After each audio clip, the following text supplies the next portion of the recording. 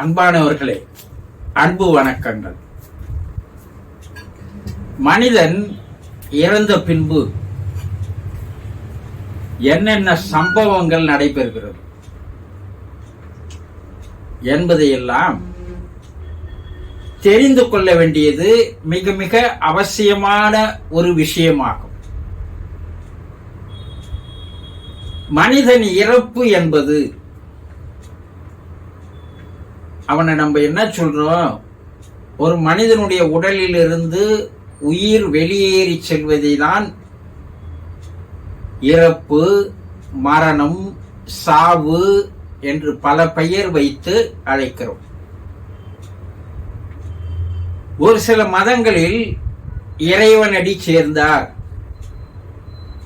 கர்த்தருக்குள் ஐக்கியமானார் என்றெல்லாம் சொல்லுவார்கள். சிவகதி அடைந்தார்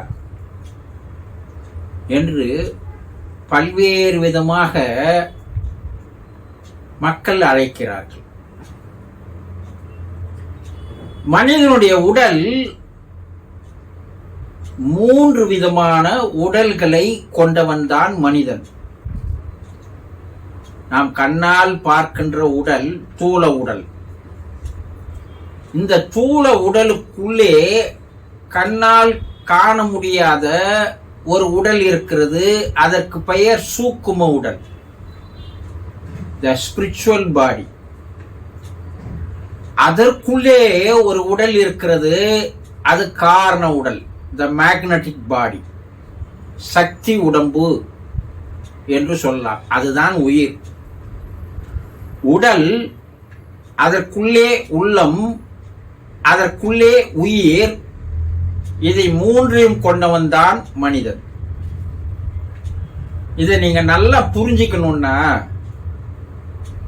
வாகனங்களுடைய டயர் மேலே இருப்பது ரப்பர் டயர், அதற்குள்ளே டியூப் என்ற ஒன்று இருக்கும். அந்த டியூபுக்குள்ளே காற்று என்ற ஒன்று இருக்கும். இந்த 3 எப்படி இருக்கிறதோ அதே போலதான் மனிதனுடைய உடலும், தூல உடல், சூக்கும உடல், காரண உடல் என்ற 3 உடல் இருக்கிறது. இன்னும் சரியா நீங்க புரிஞ்சுக்கணும்னா, நாம் ஃபுட்பால், வாலிபால் பல பந்துகளை வைத்து விளையாடுகிறோம் இல்லையா? மேலே இருக்கின்ற அந்த தோலாலான அந்த கவர், அந்த கவருக்குள்ளே ரப்பராலான ஒரு பிளாடர், அதற்குள்ளே காற்று. இப்ப இந்த தோல் கிழிந்து போனால் கூட உள்ள இருக்கிற ரப்பர் பந்தை வைத்து கூட ஆட முடியும். அப்போ தோலால் ஆன ஒரு உறை, ரப்பரால் ஆன ஒரு உறை, அதற்குள்ளே காற்று. இதைதான் நம்முடைய முன்னோர்கள் காற்றே கடவுள் என்று சொன்னார்கள். இப்ப நம்ம உடல்ல, தூல உடல்ல இருந்து இந்த சூக்கும உடலும் இந்த காரண உடலும் உயிரும் இரண்டும் வெளியேறிவிட்டால் அதற்கு பெயர்தான் மரணம், இறப்பு என்று பெயர். இப்படி வெளியேறி போகின்ற அந்த சூக்கும உடல் இருக்கிறது இல்லவா, அது அந்த தூல உடலை விட்டு உடனடியாக மேல் உலகம் செல்லாது. ஏன்? பல ஆண்டுகள், ஒரு 40, 50, 60 ஆண்டுகள் அந்த உடலிலேயே வாழ்ந்து விட்டது. அந்த உடல் தான் தன்னுடைய இருப்பிடம் என்று இருந்து விட்டது, வசிக்கின்ற வீடு என்று இருந்து விட்டது. இப்ப திடீரென்று அந்த உடலை விட்டு வெளியேறி போவதற்கு அதற்கு மனது இல்லை. அது உடனடியாக பிரிந்து போவதற்கு அதற்கு மனமானது இடம் தருவதில்லை. அதனால் அந்த தூல உடல் மேலேயே அந்த சூக்கும உடலானது இருந்து கொண்டிருக்கிறது. நீங்க ஒரு வீட்டுல 30, 40 ஆண்டுகள் ஒரு வீட்டுல இருக்கிறீங்க, வாடகை வீடு. திடீரென்று அந்த வீட்டை காலி பண்ணி கொண்டு வேறு ஒரு வீட்டுக்கு நீங்க போக போறீங்க. ஆனால் அந்த வீட்டை விட்டு போவதற்கு உங்களுக்கு மனம் உடனேயே தயாராகி விடுமா? பழகி விட்டோம், வாழ்ந்து விட்டோம். அப்படி பழகி வாழ்ந்த அந்த வீட்டை விட்டு நமக்கு போவதற்கு மனமானது இடம் தருவதில்லை இல்லையா? இப்போ உங்க வீட்டுல ஒரு பெண்ணை 20-22 ஆண்டுகள் வளர்க்கிறீர்கள். திடீரென்று அந்த பெண்ணை திருமணம் செய்து புகுந்த வீட்டுக்கு அனுப்புகிறீர்கள். அந்த பெண் உடனே புகுந்த வீட்டிற்கு போய்விடுவாளா? அந்த பிறந்த வீட்டை விட்டு புகுந்த வீட்டிற்கு போகும்போது கண்ணீர் விட்டு கலங்கி போக மனம் இல்லாமல் வருத்தத்தோடு வேதனையோடு தானே அவள் போவாள். அதுபோல நம்முடைய உடம்பில் இருந்து வெளியேற்கின்ற அந்த ஆன்மாவானது, ஆவியானது, ஜீவனானது உடனடியாக வெளியேறி போகாமல் அந்த தூள உடலுக்கு மேலேயே 8 அடி உயரத்தில் அது இருந்து கொண்டிருக்கிறது. இந்த ஆன்மா ஆவி எப்படி இருக்கும்? என்ன, நீங்க திரைப்படங்களில் பார்க்கிற மாதிரி ஏதோ ஒரு வெள்ளை உருவம், அதற்கு கால் கிடையாது, அது ஏதோ காற்றில் அலைந்து கொண்டிருப்பது போல திரைப்படங்கள் எல்லாம் காட்டுகிறார்கள். அது போல இருக்குமா ஆன்மா, ஆவி என்றால்? கிடையாது. உங்களுடைய தூள உடலில் நீங்கள் என்ன உருவத்தோடு இருந்தீங்களோ அதே உருவத்தோடு தான் இருக்கும். அது சில நிறங்களை கொண்டிருக்கும். அது என்ன நிறங்களை கொண்டிருக்கும்? சில ஆன்மாக்கள் கருப்பு நிறமாக இருக்கும், சில ஆன்மாக்கள் சாம்பல் நிறமாக இருக்கும், சில ஆன்மாக்கள் தூய வெண்மை நிறத்தில் இருக்கும். இவை அந்த உடலுக்கு மேலேயே இருந்து கொண்டிருக்கும். நம்ம பல ஆண்டுகள் நம்மோடு அவர் வாழ்ந்து விட்டார். நம்முடைய பெற்றோரோ, தாய் தகப்பனோ, சகோதரர்களோ, மனைவியோ, பிள்ளைகளோ, யாரோ ஒருவர் அந்த குடும்பத்தில் மரணம் அடைகிறார் என்றால் அவருடைய பிரிவை நம்மால் தாங்கிக் கொள்ள முடியுமா? கண்ணீர் விட்டு கதறி அழுகிறோம் இல்லையா? அதே போல அந்த ஆன்மாவும் அந்த குடும்பத்தை விட்டு, அந்த உறுப்பினர்களை விட்டு பிரிந்து போக முடியாமல் அதுவும் கண்ணீர் விட்டு வேதனையோடு அழும். நம்மால் அது அழுவதை பார்க்க முடிவதில்லை.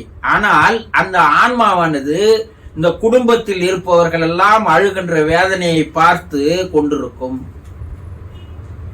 அந்த ஆன்மா ஆவிக்கு பார்க்கின்ற திறன் இருக்கிறது, கேட்கின்ற திறன் இருக்கிறது, பேசுகின்ற திறனும் இருக்கிறது என்று இன்றைய ஆவி உலக ஆராய்ச்சியாளர்கள் தெளிவாக எடுத்து கூறியிருக்கிறார்கள்.